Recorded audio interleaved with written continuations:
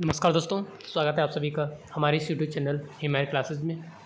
और आज की इस वीडियो में हम बात करने वाले हैं फसलों की प्रजातियों के बारे में, जिसके प्रश्न सभी एग्जामों में पूछे जाते हैं। एग्रीकल्चर का कोई सा भी एग्ज़ाम हो, चाहे वो ए हो, डबल ए हो, सुपरवाइज़र हो, जेट हो, ICAR हो, सारे ही एग्ज़ामों में फसलों की प्रजातियों के प्रश्न पूछे जाते हैं। और ये एग्रीकल्चर का एक ऐसा टिपिकल टॉपिक है जिसे हर कोई टीचर पढ़ाता भी नहीं है। तो चलिए हम बात करते हैं इस टॉपिक की और हम वीडियो को शुरू करते हैं। वीडियो में जाने से पहले यदि आप चैनल पर नए हैं तो एक बार चैनल को सब्सक्राइब करें और वीडियो को लाइक करें। तो चलिए हम शुरू करते हैं फसलों की प्रजातियाँ। और फसलों की प्रजातियों में हम सबसे पहले बात करते हैं धान की प्रजातियों के बारे में। अगर हम धान की प्रजातियों के बारे में बात करें तो विश्व में धान की लगभग 24 प्रजातियाँ हैं, जिनमें से 2 प्रजातियों की खेती की जाती है। उन 2 में से जो पहली प्रजाति है वो है ओराइजा सैटाइवा, और जो दूसरी प्रजाति है वो है ओराइजा ग्लेबियरमा। जो ओराइजा सैटाइवा है उसको हम एशियन धान कहते हैं, यानी ये एशिया में उगाई जाती है। और जो ओराइजा ग्लेबियरमा है उसको हम अफ्रीकन धान कहते हैं, ये अफ्रीका में उगाई जाती है। आपसे प्रश्न पूछा जाएगा निम्न में से अफ्रीकन धान है, तो अफ्रीकन धान कौन सी है? ओराइजा ग्लेबियरमा। आगे हम बात करें ओराइजा सैटाइवा, तो ओराइजा सैटाइवा को 3 भागों में या 3 प्रजातियों में विभाजित किया गया है। एक है जैपोनिका, एक है इंडिका और एक है जावानिका। जो जैपोनिका प्रजाति है वो जापान में उगाई जाती है और ये छोटा और मजबूत पौधा होता है इनका। आगे बात करें इंडिका, ये भारत में उगाई जाती है और ये पतला और लंबा पौधा होता है। आगे हम बात करें जावानिका, तो जावानिका को कहते हैं हम बालू धान, और यह इंडोनेशिया में उगाई जाती है। कई बार प्रश्न पूछा गया है कि निम्न में से किस धान को बालू धान कहा जाता है, तो जो जावानिका धान है उसको बालू धान कहा जाता है। इस तरह से आपसे प्रश्न पूछे जाएंगे धान की प्रजातियों से। आगे हम दूसरी बात करें जौ की प्रजातियाँ। अगर हम जौ की प्रजातियों की बात करें तो जौ की 3 प्रमुख प्रजातियां हैं। जैसे सबसे पहले अगर हम बात करते हैं हॉर्डियम बुल्गेर, उसके बाद हॉर्डियम डिस्टिकन, उसके बाद हॉर्डियम इरेगुलर, यानी 3 जौ की प्रजातियां हैं। अगर हम हॉर्डियम बुल्गेर के बारे में बात करें तो ये 6 कतारों वाली होती है, यानी इसकी जो बाल होती है उस बाल में 6 दाने होते हैं एक गोले में। आगे दूसरी अगर हम बात करें, इस प्रजाति की खेती भारत में सर्वाधिक की जाती है।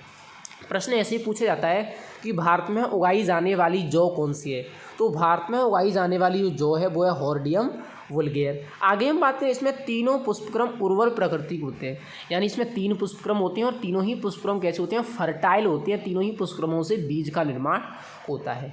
आगे दूसरी अगर हम बात करते हैं हॉर्डियम डिस्टिकन, तो जो हॉर्डियम डिस्टिकन है वो 2 कतारों वाली होती है, यानी इसमें 2 कतारें होती हैं, यानी एक गोले में 2 दाने होते हैं। आगे बात करें, इसमें केवल केंद्रीय पुष्पक्रम उर्वर होता है, यानी इस प्रकार की जो जौ है उसमें एक जो बीच का पुष्पक्रम होता है वही उर्वर होता है, उसी में 2 दाने निकलते हैं।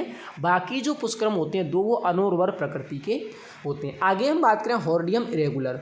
जो हॉर्डियम इरेगुलर है वो मध्यवर्ती प्रकार की जो है, जिसे हम 2 कतारों वाली और 6 कतारों वाली कहते हैं, यानी इसमें 2 और 6 दोनों ही प्रकार की कतारें पाई जाती हैं। तो हमारी 2 प्रजातियां कंप्लीट हो गई, धान और जौ।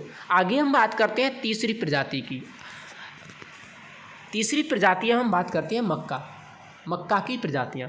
मक्का का प्रश्न हर साल पूछा जाता है, चाहे कोई सा भी वो एग्जाम हो, एग्रीकल्चर का, जेट हो, ICAR हो, ए हो, डबल ए हो, सभी जो एग्जाम है उनमें मक्का का प्रश्न पूछा जाता है। देखिए मक्का की बात करें तो ये लगभग 7 प्रकार का होता है। सबसे पहले अगर हम बात करें डेंट कॉर्न, इस डेंट कॉर्न का जो वानस्पतिक नाम है वो है जियामेज इंडेंटाटा, जियामेज इंडेंटाटा, और यह अमेरिका में उगाया जाता है। दूसरी बात करें फ्लिंट कॉर्न, इसका जो वैज्ञानिक नाम है वो जियामेज इंडुराटा, यह भारत में उगाया जाता है। प्रश्न पूछा जाता है भारत में किस मक्का की खेती की जाती है, तो फ्लिंट कॉर्न की भारत में खेती की जाती है। आगे हम बात करें स्वीट कॉर्न यानी मीठी मक्का, तो इसे हम कहते हैं जियामेज सैकेराटा, और यह सबसे मीठी मक्का है, इसलिए इसका उपयोग जो किया जाता है वो कैनिंग यानी हम कहते हैं प्रसंस्करण उद्योग में किया जाता है। प्रश्न पूछा जाता है निम्न में से मीठी मक्का कौन सी है, या निम्न में से किस मक्का का उपयोग कैनिंग के रूप में किया जाता है, तो वह है जियामेज सैकेराटा।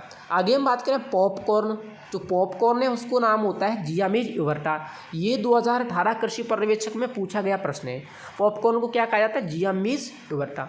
अगर हम इसके उपयोग की बात करें, इसका उपयोग पॉपकॉर्न बनाने में किया जाता है। जो हम पॉपकॉर्न खाते हैं वो बनाने में इसी का उपयोग किया जाता है।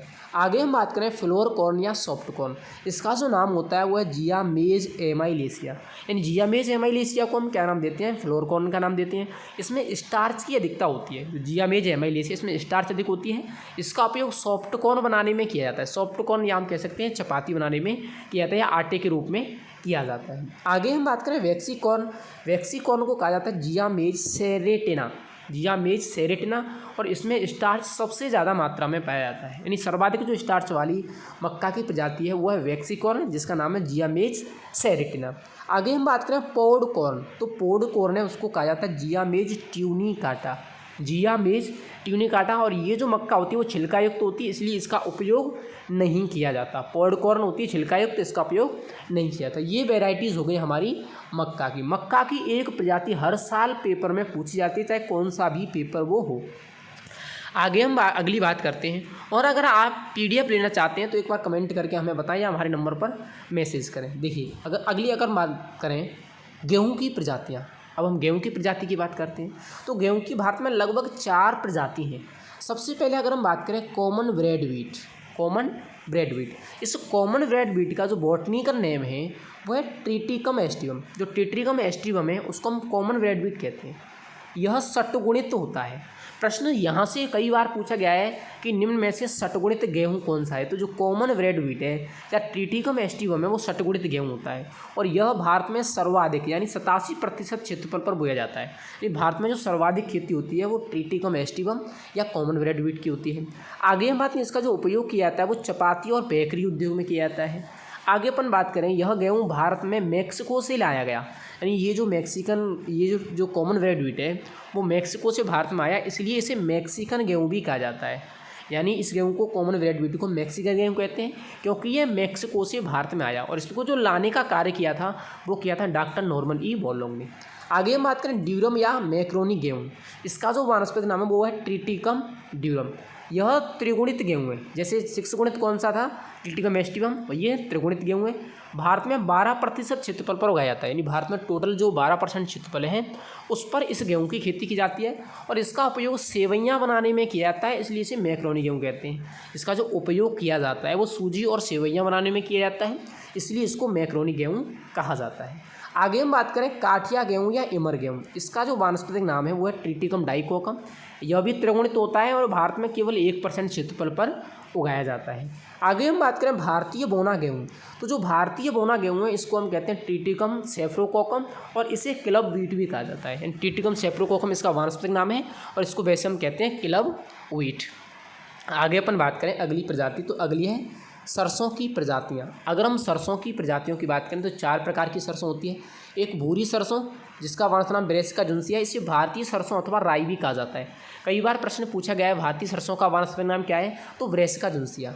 आगे हम बात करें काली सरसों, काली सरसों का जो बॉटनिकल नेम होता है ब्रेसिका नाइग्रा, इसे बनारसी राई भी कहा जाता है। काली सरसों को बनारसी राई कहते हैं। आगे हम सफ़ेद सरसों की बात करें तो इसको कहते हैं ब्रेसिका अल्वा, ब्रेसिका एटा, और पीली सरसों की बात करें तो ये होती है ब्रेसिका कम्पेस्ट्रिस। ये हो गई हमारी सरसों की प्रजातियाँ। एक तोरिया सरसों भी आती है और वो तोरिया सरसों वो पीली सरसों में आ जाती है, यानी ब्रेसिका कम्पेस्ट्रिस में। आगे अपन बात करें कपास की प्रजातियाँ, तो कपास भी 4 प्रकार का होता है। सबसे पहले बात करें गोसिपियम आर्बोरियम, गोसिपियम आर्बोरियम।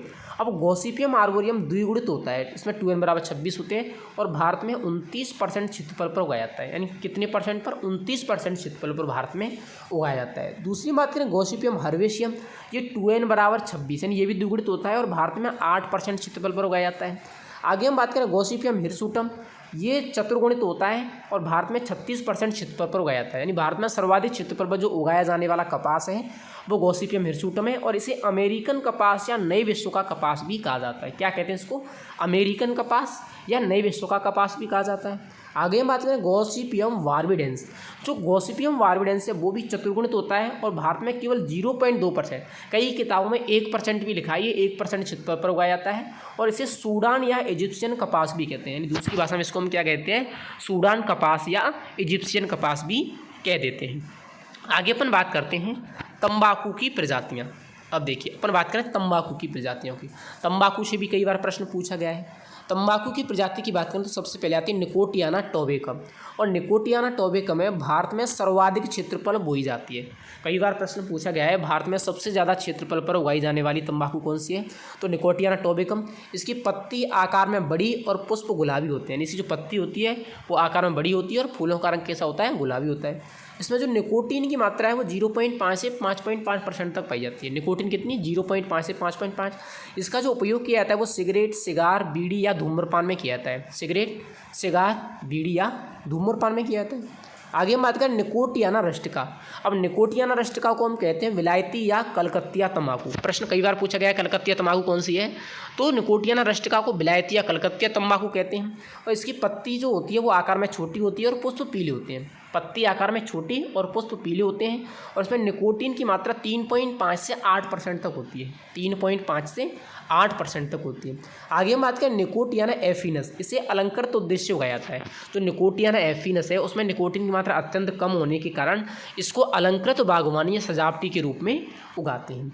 आगे हम बात करें फ्लूकर्ड वर्जीनिया। फ्लूकर्ड वर्जीनिया ऐसी तंबाकू होती है जिसको धुआं देने के पश्चात बनाया जाता है, यानी इसका जो उपयोग है वो सिगरेट और तंबाकू बनाने में किया जाता है। सिगरेट तंबाकू यानी ऐसी तंबाकू जिसको धुआं देने के पश्चात तैयार किया जाता है वो कौन सी कहलाती है? फ्लूकर वर्जीनिया।